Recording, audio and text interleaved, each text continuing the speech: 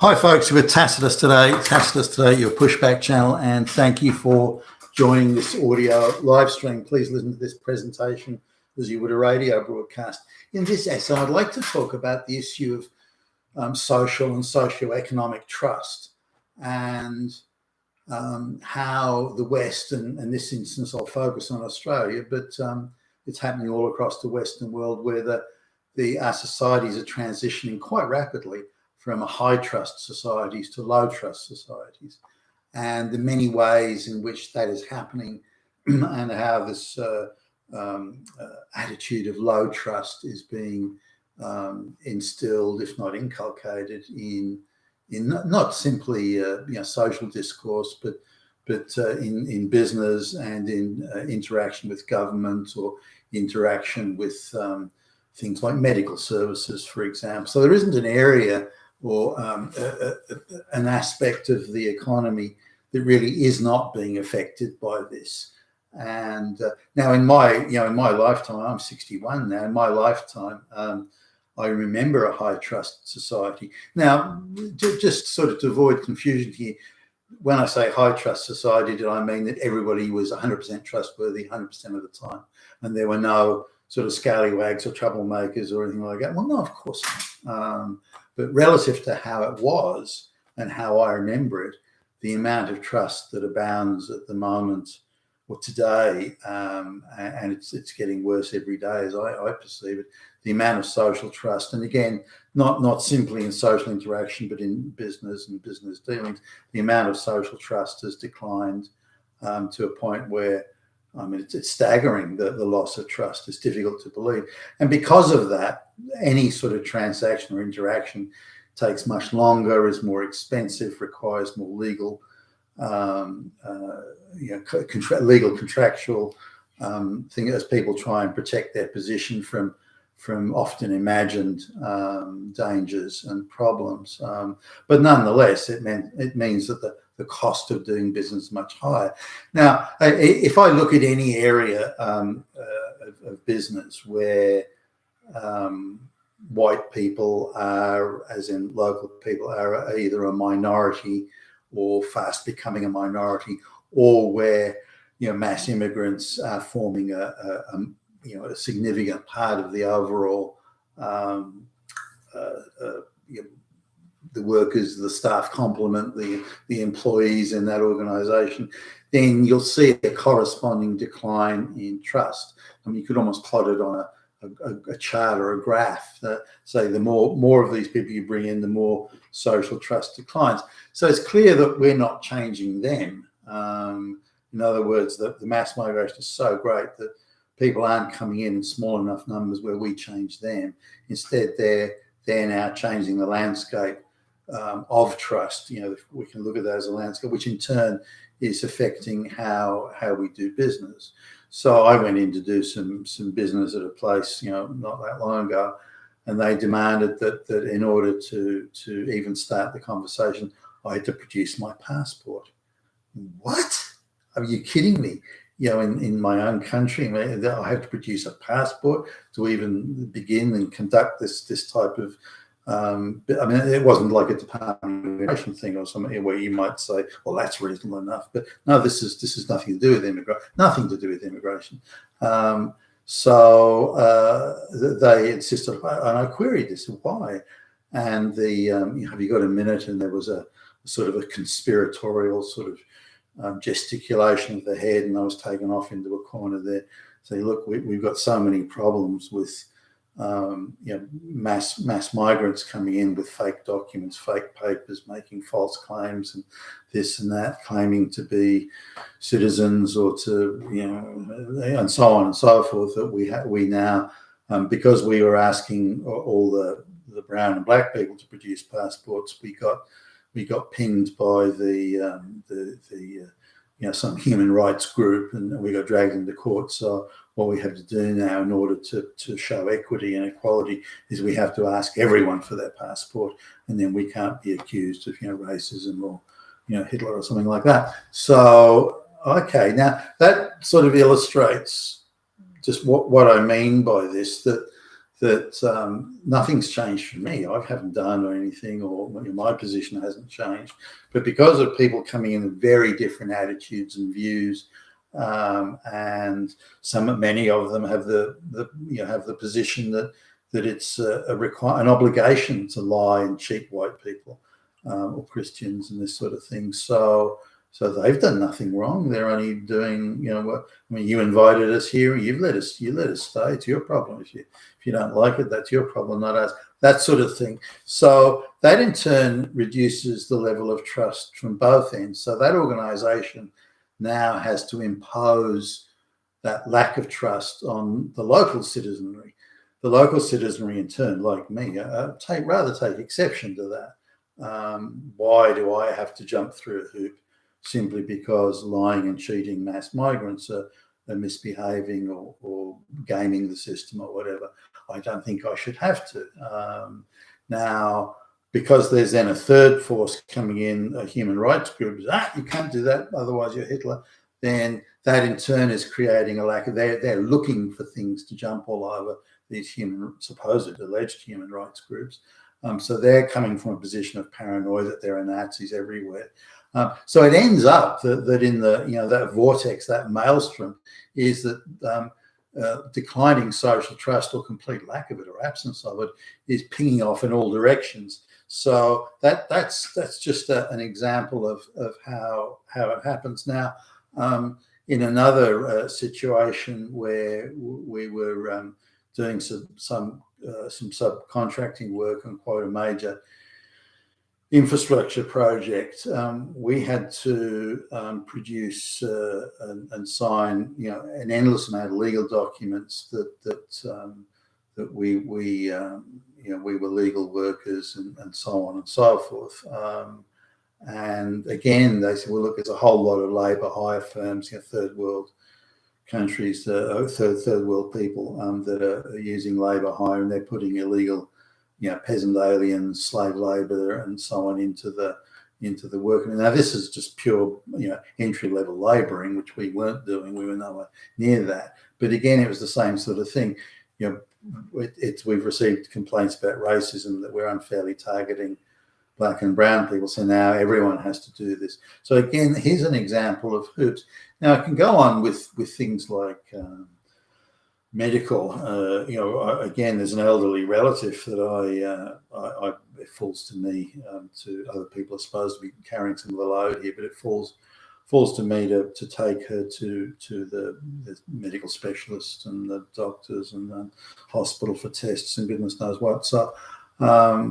So the amount of jumping through hoops I have to go through there to prove that you have to produce photo ID, and then you have to prove this, jump through this hoop, then you have to swing from the chandelier and do, well, why do I have to do that? Surely I don't. But what happens is that an Indian or a Chinese person will, one of their number will get a medical benefits card for Australia. And what they do is they then rent out that medical benefits card to everyone within their diaspora. So if it's Ching Chong at 25 years old, maybe he's a student or something, who knows, then he'll give that card to hundreds of other Chinese people in his diaspora who are male and in that approximate age group. So they all get free medical benefits. So now it's obvious because Ching Chong's going to 3 or 4 appointments a day at the GP, and they'll spread it across different GPs. So now there has to be, you have to produce photographic evidence of who you are. Then you have to prove where you live, and there has to be documentary evidence of that. And then there has to be so the amount of hurdles I have to jump through. Again, this is made even more difficult by having to ferry around a relative in ill health. The amount of hoops I have to jump through, not because it was necessary, but because of all the scams and all the gaming of the system by all these mass immigrants. Now, the thing goes in a workplace. I was talking to a guy. This is one of the sort of lower level subcontract guy. Subcontract. He's a local white guy. Subcontracts for labouring type work on infrastructure projects. These are the guys that dig the holes in the road type thing. And so so he was talking about how he's really had to tighten up on his employment regulations. So he used to have, so he claims he used to have a situation where you could, the employees could get coffee. There was a coffee machine, and there was a refrigerator with milk in it, and the toilets, you could use the toilets, and there was the toilet paper there. And he pointed out to me how different things were. He said the people, these third world people, they steal the coffee, they steal the milk, they steal the toilet paper. Anything isn't nailed down, they steal. They if they've got like some sort of a work truck or something like that to move stuff around, then they'll use that for personal thing, or they'll give the fuel card to relatives, all these sorts of things. So he's had to really clamp down. So every mile traveled is now accounted for, and he's got devices on the vehicles, so he knows exactly where they are at any one time, so they can't be abused for private use or personal use. He doesn't offer the coffee anymore, and if anyone touches anything out of the refrigerator, they got to pay for it. He's now got surveillance camera on and so on and so on.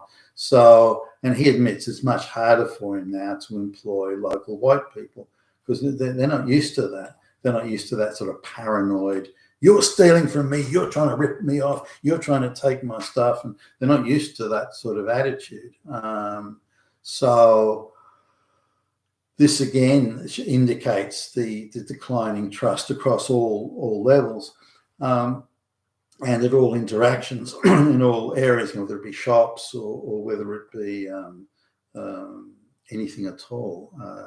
If you go into certain neighbourhoods, I forgot really, it's a certain neighbourhood that's like 99% mass migrant, and I was passing by and ducked in there quickly to buy something at a grocery store. Just I was driving by, and I had a bag with me with a computer, and I didn't want to leave that in the car. So I had a bag of computer, and they just as I was coming through the checkout, these two guys descended on me, and they wanted to check the bag. I'm not used to that sort of thing, and it was quite a surprise. And they were emphatic, and they were ready for trouble too. You want to fight me? Yeah. That level of paranoia and suspicion, intense paranoid levels of suspicion. And again, this is sort of all over the place, but it's making it much harder for everybody. And there are also other ways it manifests. And we've certainly found in bidding for contracts and that sort of stuff that we do quite a bit of.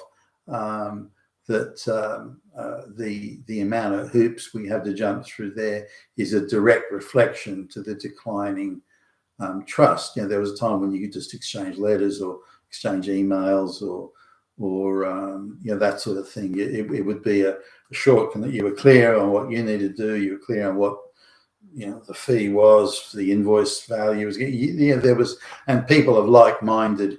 And again, this is a reflection of high trust society. That's pretty much all gone now.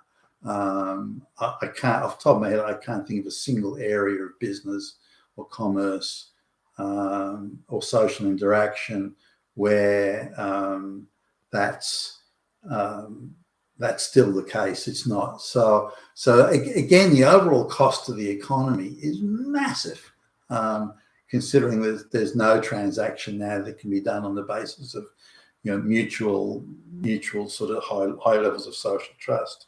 And trying to do business with Chinese or Indians or Arabs or any of those sort of people, they come from low trust societies where you can only really trust direct blood relatives. And so outside of that, they view everybody with intense suspicion.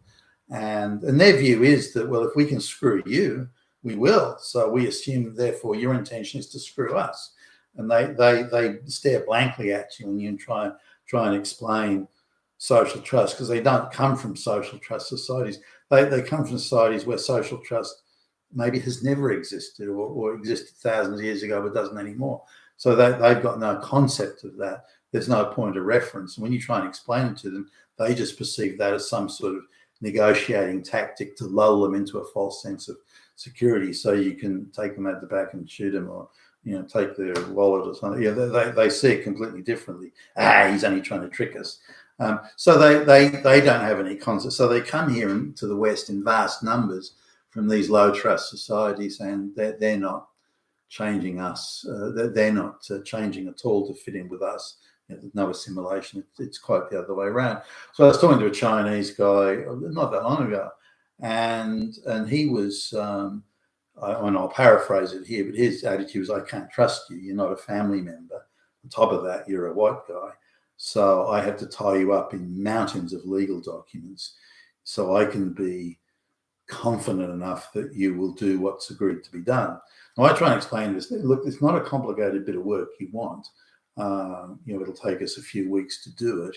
And there's nothing particularly difficult about it, or not for us anyway. So you agree to pay us this amount of money.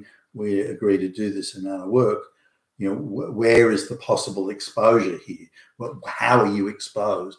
In what way are you in danger or exposed to possible, fraud or theft or deception, or something? Where is your exposure here? Well, I'm trying to explain to him, walking through logically. I can't see where your exposure is.